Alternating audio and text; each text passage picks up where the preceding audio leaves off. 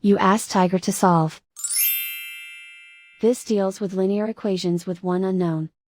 The final result is x equals 8. Let's solve it step by step.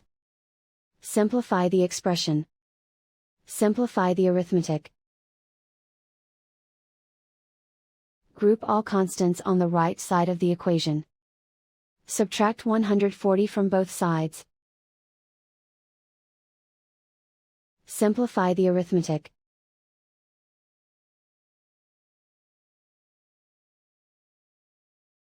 Isolate the x. Divide both sides by 5. Simplify the fraction.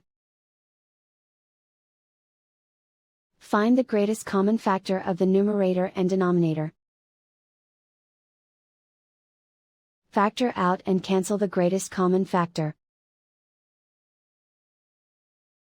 And so the final result is x equals 8.